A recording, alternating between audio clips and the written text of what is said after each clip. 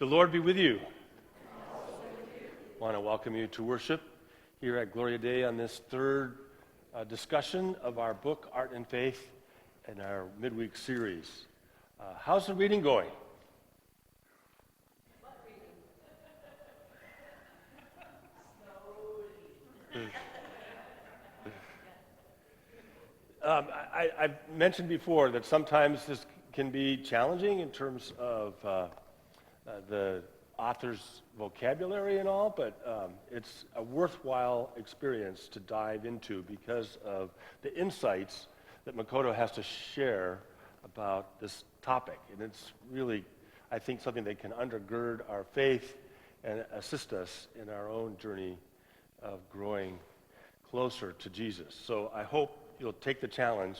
Tonight we're going to be talking about chapters 5 and 6. And I think there's some great insights from those chapters. We've been using some of the artwork Makoto's produced in our slides, and hopefully that's giving you some inspiration as well in terms of some of the things that we can learn from this experience.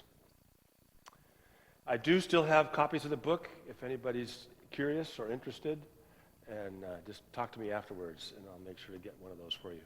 If you don't have a booklet, please grab one from the back. We're going to go ahead and start with our whole service.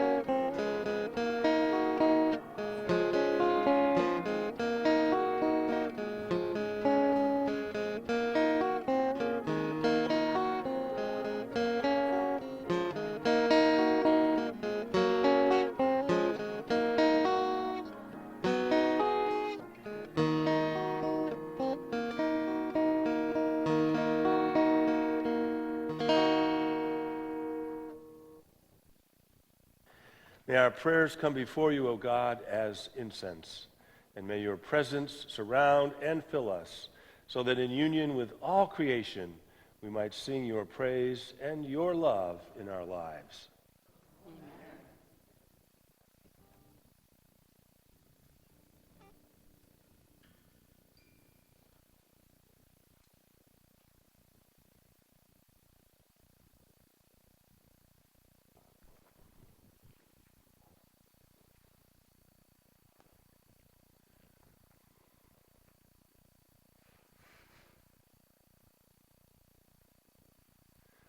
So as I mentioned at the start, we're talking about chapters 5 and 6 this evening. And in chapter 5, the author begins by telling a story about some tapestries which are located in New York City. The one you see behind me is one of 7 that are called the unicorn tapestries. And when you look at this picture, what do you see? There is a unicorn there toward the bottom of the page. What else do you see? A lot of people. They're on a hunt, okay? They're hunting the unicorn to put him to death, okay? So it's kind of a sobering set of tapestries. At first, they're just chasing him, but ultimately they surround him and plunge their spears into his chest. So yeah, it's a little bit shocking in terms of content, but just for a moment, does anybody know how old these tapestries are? Mentioned it in the chapter, that's why I thought I'd just toss that out. They're over 500 years old, and they were created for somebody that we're not sure asked for them, okay? Somebody of royal lineage, probably. And the thing about the tapestries is that they are kind of an analogy for the passion of our. And if you look closely, they look an awful lot like paintings about Jesus' death and crucifixion. So there's some interesting corollaries between the subject matter of the hunting of the unicorn and the death of Jesus, okay? And so that's what makes them fascinating to the author.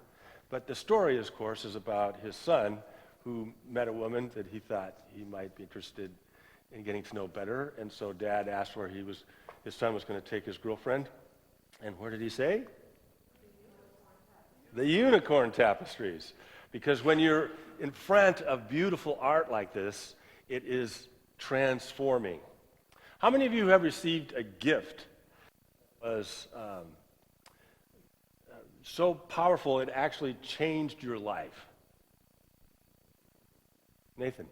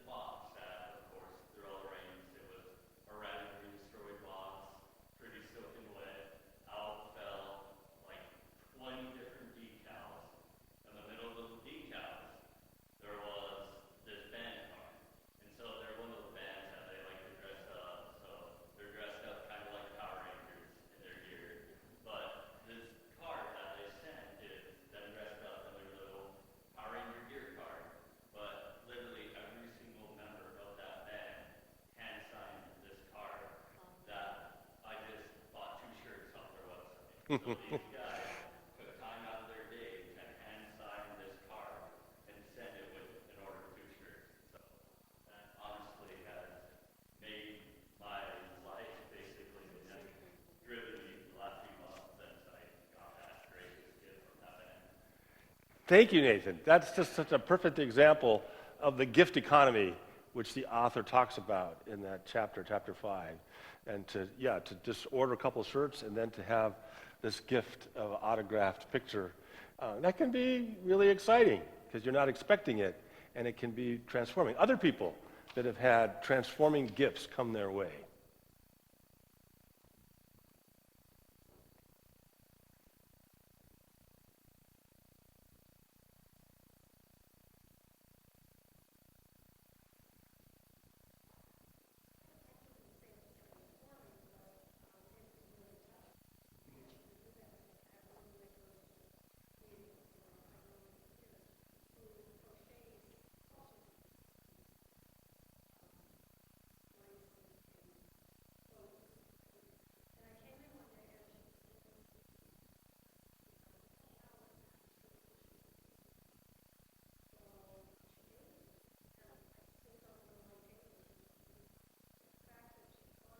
Mm-hmm. So for those of you that couldn't hear, Nancy was talking about a friend of hers that liked to crochet, and one day she was watching her crochet a camel, right? And she said, well, who's that for? And she says, for you. And so now it sits on her table at home. Yeah. Yeah, especially when somebody has gone to the trouble of making something with their hands, that can be something really special when you receive it, especially if they put a lot of time and energy into making that. What does the author mean when he talks about the two different economies that you and I live in, the market economy and the gift economy? What are the differences between those two?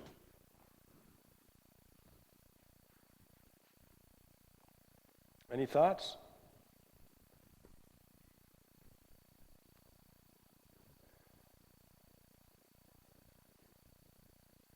I'll just go ahead and read from page 66. In his remarkably prescient book, The Gift, from 1983, the poet Lewis Hyde links thoughts about work and rampant commoditization that work against artistic and human thriving.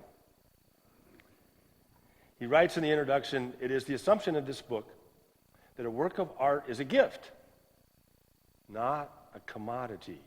Or to state the modern case with more precision, that works of art exist simultaneously in two economies, a market economy and a gift economy. One of these is essential, however. A work of art can survive without the market, but where there is no gift, there is no art. So, has this ability to transform us because it is free. We don't deserve it. We don't somehow earn it through what we do. No, it's something that comes free of charge, just like creation, just like the gift of salvation, just like God's love. Okay? So in the receiving of that, that can then help us to pay it forward, so to speak, this largesse of God. Because we receive free of charge, we give free of charge. And that is what's so amazing, again, about the vocation of the artist. We talked the first week about how a lot of the first two chapters were about lifting up the vocation of the artist and how important the artist can be in working with God to help bring this new creation that God is trying to form. And then last week, where did that conversation go? To actual making.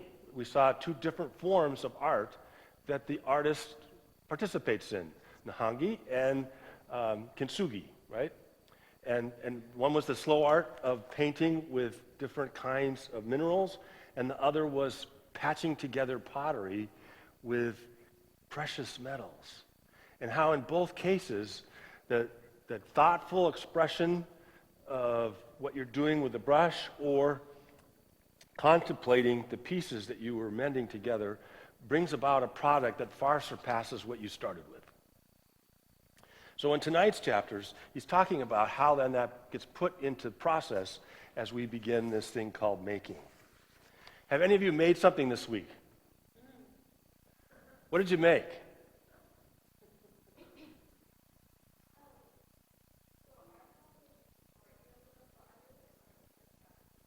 So you made some art for your friends. Very cool. What kind of art was it? Okay. Uh-huh. Wow, that's terrific. Anybody else make something? Some quilts. Yeah, that's pretty fun. Well, I read chapters 5 and 6 about making, and I had this irresistible feeling that I must go to the kitchen and make cookies for this. So yeah, getting in the kitchen and doing food, that is art, okay? When you put love into it especially, that's a special form of making and putting yourself into something. Other things that you might have made this week. Soup. Yeah, there's some great soups tonight. If you weren't there, you really missed out. Yeah. So, at the end of the 5th chapter, the author references C.S. Lewis and his book, Mere Christianity. And in that book, C.S. Lewis talks about God doing something different than making us faster horses. Maybe I got the wrong chapter, but anyway, does anybody remember what that was about? The horses in Mere Christianity?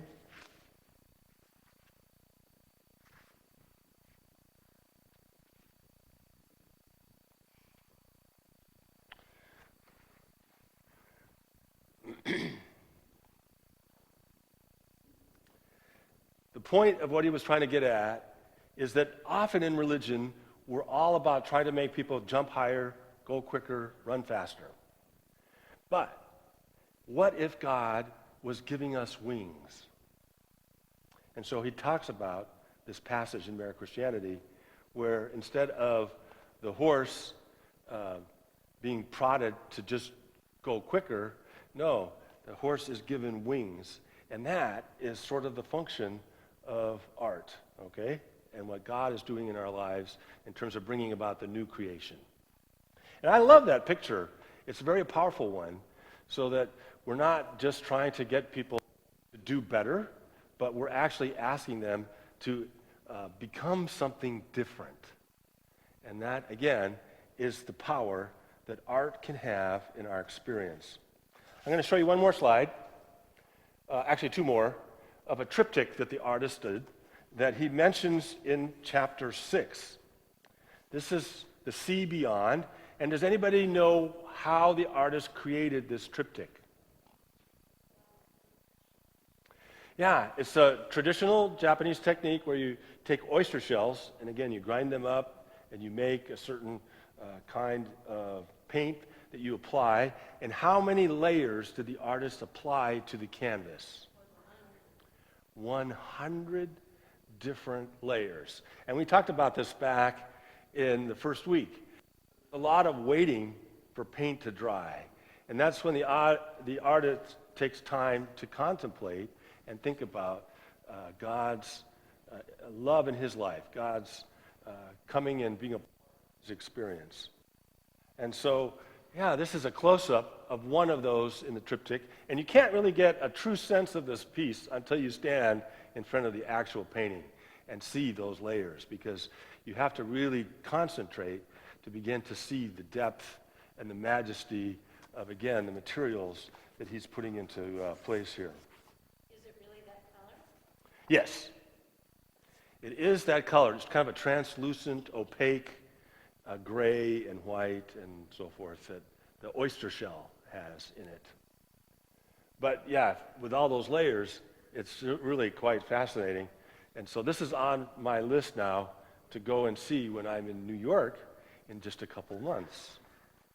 I want to go and check this out.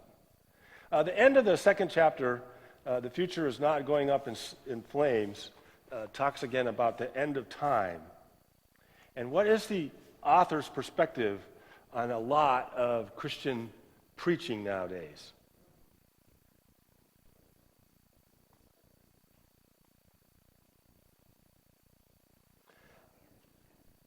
Yeah, about the end of time.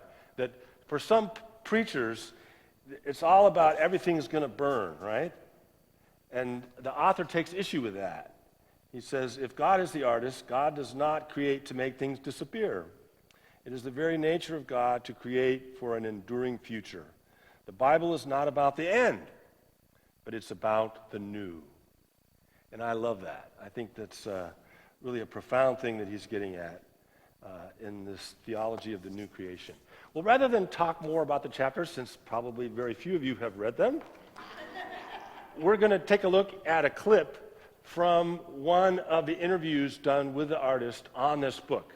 I commend you to take a look at the internet because you'll find multiple discussions of the book there. And this is about a 45-minute discussion. We're just going to look at the first few minutes where the author talks about what motivated him to write this book, Art Plus Faith. I thoroughly enjoyed reading your book. And this is my very first time ever reading one of your books before. So when I was approaching it, I thought, I'm going to read about art, and I love art. And what I didn't realize was your book is very much like a theology book. The way that you express theology through art, and the way you talk about how art has influenced your theology, and kind of like how faith, art, and theology kind of intertwines, was just absolutely beautiful. And I wanted to find out from you, like, what led you to write, like, really a theological work? Yeah, so this is my life work. And, I think what happened was the manuscript is 3 times the length that it is now, and my editor did a really good job of trimming it down to a manageable chunk, I think. So, I think there's several, even more to say about this, because it is something that I've been thinking about for a long time, for, close to 30 years, doing my art practice, but then realizing slowly, even intuitively, I understood that there was a connection between God and what we do as makers, almost this direct connection that, I thought was very unique to artists. And so you don't talk about these experiences, and yet, as I found, that the Bible is full of these examples, and actually when Jesus or St. Paul talks about, this abundance of creation and the invocation into new creation, it was as if it was a, letter directed to artists and people who are makers. And yet we also know that that's an invitation that is given to all of us. And yet the church, when you look at how the gospel is preached right now, and especially in what's known as postmodern times, it just tends to gravitate toward very almost this truncated view, which N.T. Wright talks about in his books, and so it's this conversation that I've been having with myself and a few others for decades. And I wrote the book Culture Care. I wrote it as an arts advocate. I wrote it as somebody who care about not just what I do as an artist, but also something that I care about deeply for, culture at large. And so instead of, fighting culture wars, why don't we spend time thinking about how we can till the soil of culture and make it, pass it on to the next generation, looking at culture as an ecosystem or a garden to steward rather than the battleground to fight over. And I've had, as a believer, I always felt that there were theological principles behind each. So you can even look at Culture Care book, and each chapter, which is a lecture unto themselves, and I have, theological principles behind them, but I don't reveal that because I am speaking to a larger, wider. I can't assume that people are, Christians. And so when I take note of that, and I write extensively about those theological principles, it was kind of obvious that as you noted, what I am doing in the studio as an artist and as an arts advocate is theological work. Even though I may be defending the arts, part of the National Council on the Arts, of National Endowment for the Arts, I was appointed by President Bush to serve there at the highest level of arts advocacy in the United States. And I'm speaking to the public, let's say in a museum, about why the endowment, the projects that we're doing is so important for American culture. I'm arguing for this assumption of abundance in a time when everybody believes that everything is, up for grabs and it's a scarcity, zero-sum game. And I say, well, artists don't believe that. They actually may not have anything, any resources, but they still create, they still write, they still practice, their dance. It's not dependent on the economy or the transactional reality of the market. It's very unique. And then I look at theology, and theology in general has become very utilitarian and pragmatic. It just becomes transactional. We're creating spectacles in trying to do mega churches, and even as good as groups like Hillsong is doing to create worship experience. You speak to artists inside of that system, not just necessarily Hillsong, it's just all over. People who are musicians and composers and people who are makers, and I see them struggling as people who are kind of under siege by this, utilitarian pragmatist mindset of your only value is how you can serve this, spectacle. And there is no space for individual to be fully artist and fully human that way. And so I began to think about these things, and it just became this long book. And so what my editor did was to look at that and create categories. And so this is just the beginning of my journey. But thank you for recognizing that. I don't, I think the initial title was Theology of Making. And, Yale decided to put it in a broader context, art and faith, and theology of making. And I think they're correct in doing that. But really, I wrote it as began writing it as a theological book. But it's beautiful, and it's very much, you're very poetic in the way that you explain certain concepts. And there were certain points where I had to stop and reread. It was so moving to me. I wanted to ask, as you were kind of in the flow state, writing this book, because you mentioned it was actually 3 times the size. You had so much to say, yeah. And it's been kind of chopped down, and maybe some of these other pieces will be for a later book. But as you were in this flow state, did you get that electrical charge that you mentioned, when you were kind of painting as a child? Yeah, first of all, I'm writing in my studio, right? So I'm painting, and then while I'm watching my paints dry, I'm literally writing. And because these things happen, like you noted, when I'm painting, I sense this flow that I couldn't explain until I read the Bible. It made total sense to me. The prophets would speak of these visions and, experiences of being filled with the Spirit. The Pentecost made absolutely perfect sense to me, even though these passages tend to be very difficult to exegete, right, for rationalists, to do. But I noted those moments, and I'm fortunate that I had a type of education that encouraged me to do both, paint and write at the same time.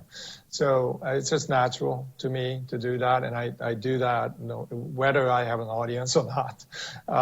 So these are built up, accumulated over several decades of just observing what I'm thinking about in the studio, and the text. Oftentimes I would be having my quiet time, in the studio. So there's a natural overlap, and I think when you start to write it or speak of it, you get a sense, you get overwhelmed with God's presence in what you're thinking about, how you are, and you just ask yourself, is this true?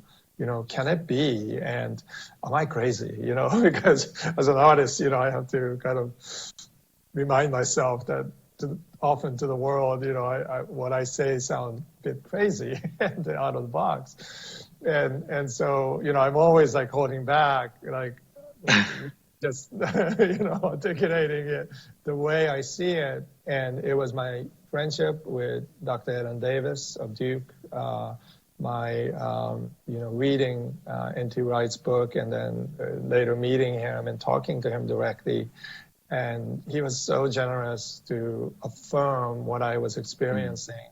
As a theologian, and Miroslav Wolf is another person that journeyed with me and really encouraged me, you're not crazy. These are really part of what they saw as their theological wrestling to articulate what was happening in scriptures. And that kind of encouraged me to write it down. I think, I have like so many emails going back and forth with these remarkable thinkers of our time, and so fortunate that I had the connection there.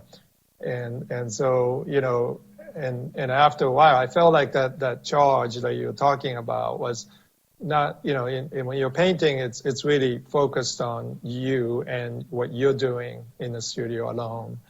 And with writing, it just felt like this was a charge that was going out into the world. And so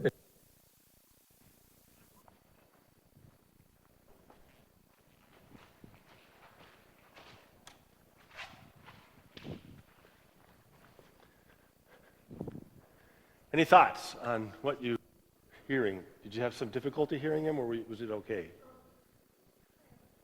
Yes. Explain it. When I was growing up, the way I understood going to church and religion and learning about God was the people that did that were nuns and priests. Mm-hmm. There's kind of a hierarchy, lay people, and then there was the people. Not a hierarchy. Uh-huh. That they did that. Okay. They were in touch. Uh-huh. They were fulfilling the gospel. But it was very hard to extrapolate from that how I, in my vocation, my humble life, Mm-hmm. could be as valuable to God as those people. Mm-hmm. And when he talks about art, I mean, I didn't understand half of what he said up there, but and the same thing in the book, he's kind of wandering around, but what he's done is he's made his vocation, his contact with God, and he really's done a good job of that. Mm-hmm. And so it's sort of like we can do that too, Mm-hmm. in whatever our vocation is. Yeah. How do we make it closer to understanding God, and what are our challenges to do that? This is great. When Luther was writing about the vocation of Christians, he talked about the priesthood of all believers, and it ties exactly into what you're talking about, that you don't have to be a priest or a nun. Any vocation can be a place where God is at work in the life of his followers. And so, yeah, that's great that in looking at this man's testimony, you're able to see how all vocations have that potential to be places where God does great work. And so, thank you for sharing that. That is really, really awesome. Yes. Yeah.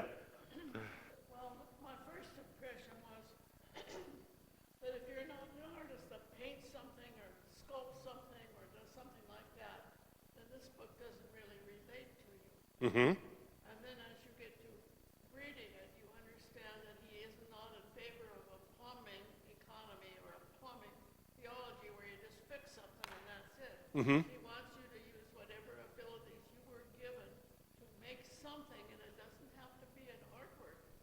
You're making something, your gift to the world, a new thing, because you can create Yeah. in your way, just as he creates and God creates. And so it's difficult because you're dealing with such a high level of intelligence. Yes. This person, Right. you know, he writes on a different plane. Let me tap into what you just shared, because I think one of the most moving parts of the chapters we read for this evening, for me, was when the artist was talking about the Eucharist. And what he was describing was the making of the elements to use in communion. That it's not fully communion until we make bread and make wine, so that we're co-creating with God to help facilitate this experience of God coming near in the Eucharist. And I thought, yeah, it ties in well with exactly what you're talking about. He's not just writing to people who are expert artists like himself. He's writing to ordinary people. And yes, the language can be highfalutin at times, but hopefully these concepts are fairly simple in terms of the generosity of God, the free gift of the gospel, and how all of us can participate in what God is doing as he creates. Whatever little thing you can do, what you can make, Yeah. God gave you the ability to create something. Mm-hmm. God gave you the ability to create something. God is the artist, but all of us little a artists get to work with God in the new thing that God is doing. So if that came through for you at all in the reading, then you got it.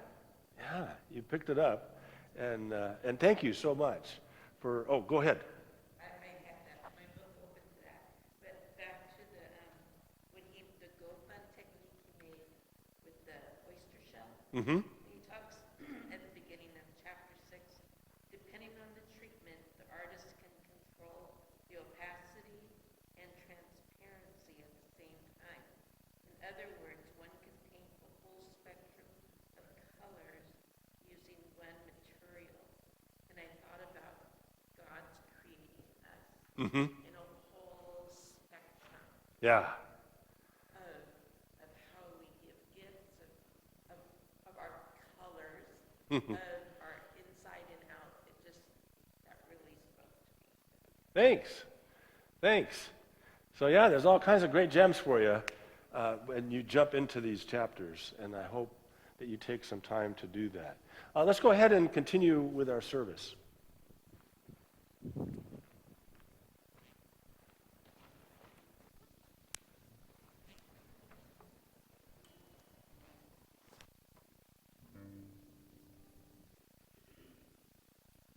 light shines in the darkness.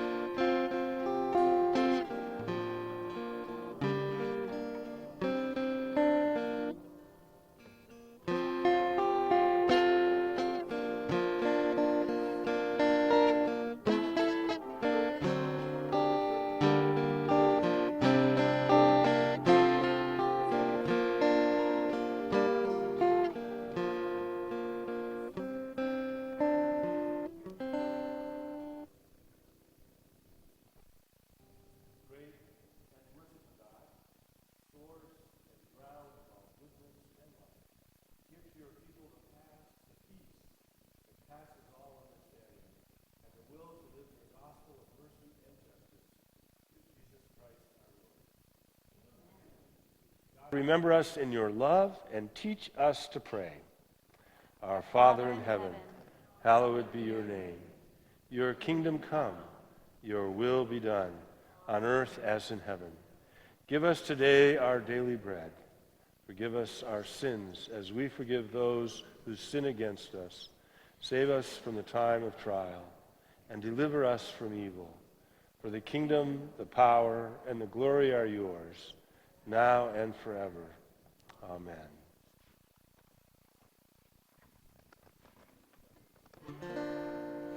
Let us bless.